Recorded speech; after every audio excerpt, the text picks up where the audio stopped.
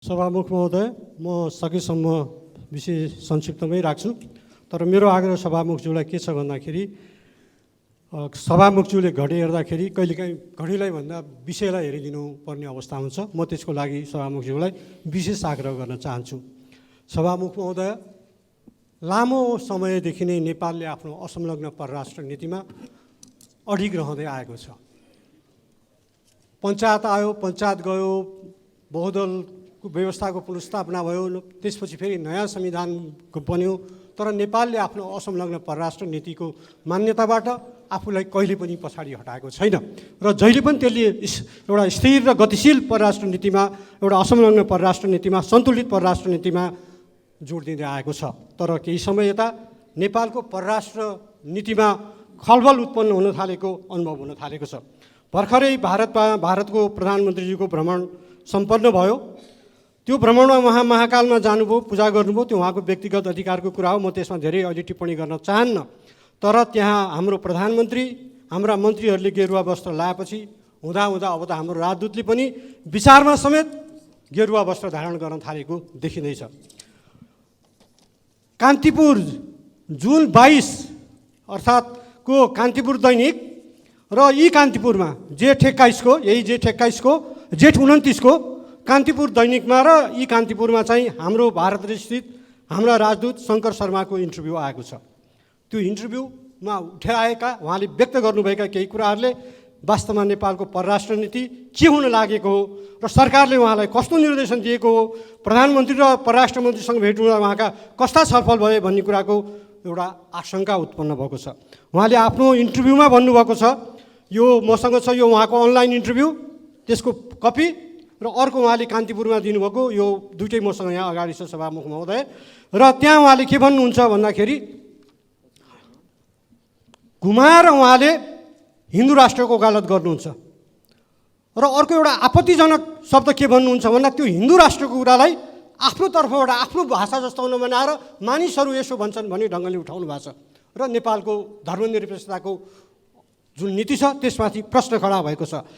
त्यसै गरी जस्तो म उदाहरणसहित भन्छु, भारतसँगको हाम्रो सम्बन्ध, उहाँको एन्सर, भारतसँगको हाम्रो सम्बन्ध गहिरो छ, व्यापक छ, परम्परागत प्राचीन विषयमा आधारित पनि छ। यसलाई गहिरेर हेर्ने हो भने नेपालको सबै क्षेत्रको सम्बन्ध भारतसँग छ। अस्ति नै हेऱ्यौँ, भ्रमणमा कतिजना सचिव आउनुभएको थियो, प्रायः सबै आर्थिक र सामाजिक क्षेत्रको लिङ्क भारतसँग छ। नेपाल हिन्दू राष्ट्र हो, त्यो नै विशेष चिनारी हो, त्यसलाई जोगाउन सकेको भए राम्रो भन्छन् धेरै नेपाली। नेपालको पूर्व, पश्चिम र दक्षिणतिरको समुदायलाई हेर्ने हो भने पनि उनीहरूको धार्मिक, सामाजिक, साम्प्रदायिक सम्बन्ध सीमा पारी देखिन्छ।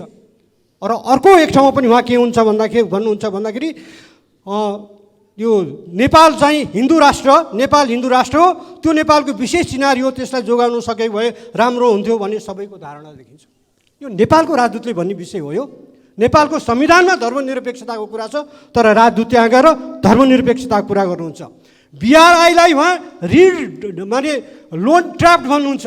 बीआरआईको लोनको विश्वव्यापी रूपमा यस्तो आलोचना भएको छ, त्यसबारेमा हामीले सोच्नुपर्छ भन्नुहुन्छ। नेपालले त्यो एग्रिमेन्ट गरेको छ बकेदा साथ बीआरआईको बारेमा।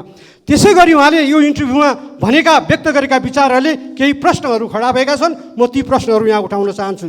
र इपिजीको प्रतिवेदनबारे पनि उहाँको भनाइ त्यस्तै छ के इपिजी प्रतिवेदन प्रबुद्ध व्यक्ति समूहबारे राजदूतले व्यक्त गरेको विचारले नेपाल सरकारको प्रतिनिधित्व गर्छ भने यो अत्यन्त आपत्तिजनक र खेदजनक छ।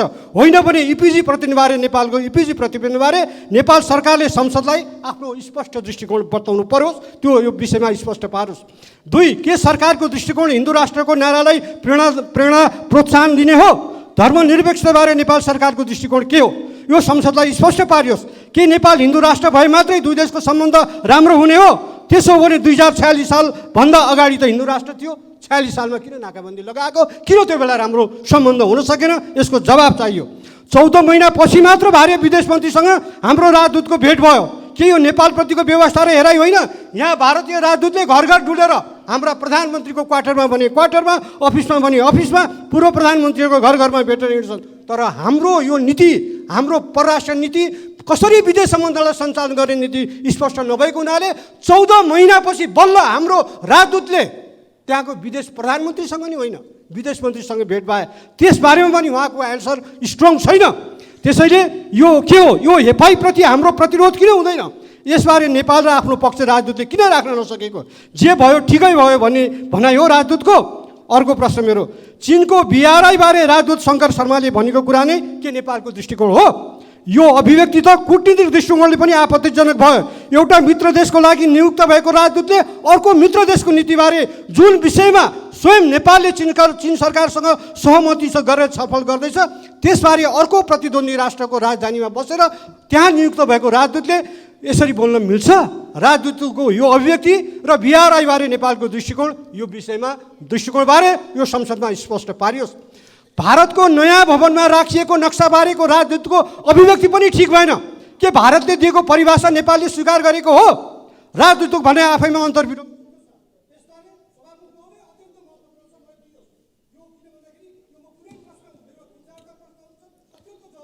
संक्षिप्त गर्नुहोस् मान्यज्यू, एकदम संक्षिप्तमा।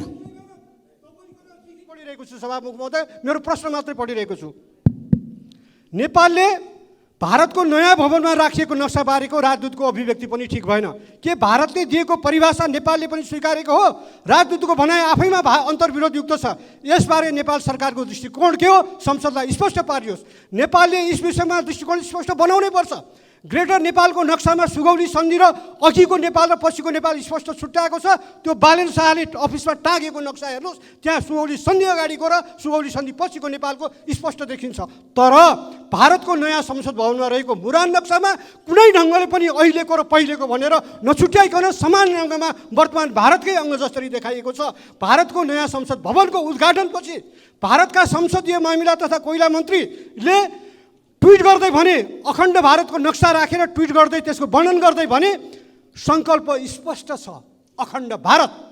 सङ्कल्प स्पष्ट छ अखण्ड भारत। के भारतीय यो मन्त्रीको यो सङ्कल्प नेपाललाई स्वीकार्य छ? दिल्लीमा भएको पत्रकार सम्मेलनमा बोल्दै भारतीय विदेश मन्त्री एस जयशङ्करले भने नेपाल जस्ता मित्र देशको चित्त बुझेको छ भने के साँच्चै नेपालको चित्त बुझेको हो?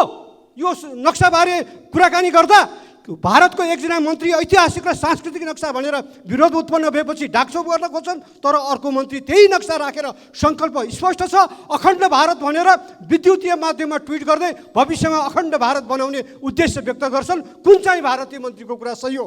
वर्तमान भारतीयकै नक्सा जस्तो गरी लेखिएको उक्त नक्सा हेर्दा जो पनि भ्रममा पर्छ र त्यसलाई अहिलेकै भारत ठान्छ। यस्तो नक्साप्रति हामी मौनता, देशको स्वाधीनताप्रति हाम्रो मौनता देशको स्वाधीनताप्रतिको व्यवस्था हो। त्यसैले यस नक्साप्रति विरोध जनाउँदै नेपाल सरकारले भारत सरकारलाई तत्काल कूटनीतिक नोट पठाएर संसदलाई जानकारी दिन माग गर्दछु। अर्को कुरा, प्रधानमन्त्रीले देश र संसदलाई ढाँट्नुमा गलत जानकारी दिनु हुँदैन। उहाँले यही संसदमा उभिएर भन्नुभएको थियो, लिम्पियाधुरा कालापानी छोडेर जमिन साट्ने कुरा भएको छैन, मेरो मुखबाट निस्केकै छैन। त्यो त केही विशेषज्ञहरूको भनाइ हो भनेर चर्चा मात्र गरेको हुँ। के सत्य त्यही हो? त्यसमै तपाईँ आफैले पत्रकार सम्मेलन भनेर भनेका कुराहरू के हुन्? म 5 वटा पत्रिका यहाँ मसँग छ, त्यसको कटिङ त्यसको हेडिङमा छ। उहाँले दिल्लीमा प्रधानमन्त्रीसँग भेट भएपछि नेपालीहरूको पत्रकार सम्मेलन राखेर विकल्पको बारेमा छलफल भएको छ भनेर भन्नुभएको छ। तर यहाँ यो त विशेषज्ञको कुरा हो, मैले उच्चारणै गरेको छैन भनेर भन्नुभएको छ। त्यसैले सभामुख महोदय, यी विषयहरूमा सरकारको स्पष्ट जवाफ आओस्, नत्र भने हामीले यो विषयलाई अत्यन्त गम्भीरताका साथ अगाडि बढाउन थप पाइला चाल्नु पर्ने हुन्छ। म अहिले यति नै भनेर सरकारको यी विषयमा सरकारको ध्यान आकर्षण गर्दछु र स्पष्ट जवाफको माग गर्दछु। धन्यवाद।